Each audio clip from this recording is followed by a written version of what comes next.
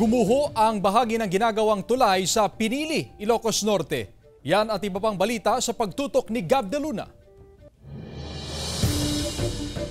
Dahil sa naranasang magdamag na pagbuhos ng ulan, gumuho ang bahagi ng ginagawang tulay sa Kabaruan, Pinili, Ilocos Norte.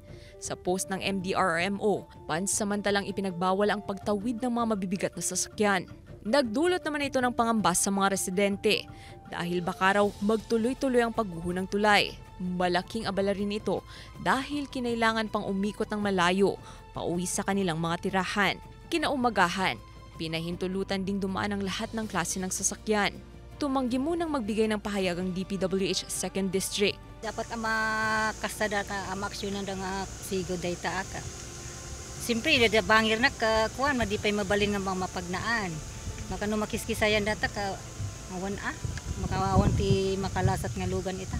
Natumba naman ang isang puno sa bahagi ng kalsada sa Badok, Ilocos Norte dahil sa malakas na ulan. Makikita sa video na nagdulot ito ng mabagal na daloy ng trapiko kung saan pansamantalang ginawang one-lane passable ang kalsada.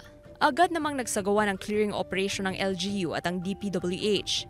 Itutuloy na rin ang pruning o pagtabas sa mga punong kahoy sa gilid ng kalsada na posibleng maging road hazard tuwing may sama ng panahon. Kasama si Reynold Velasco, Gab de Luna, 1 North Central Luzon.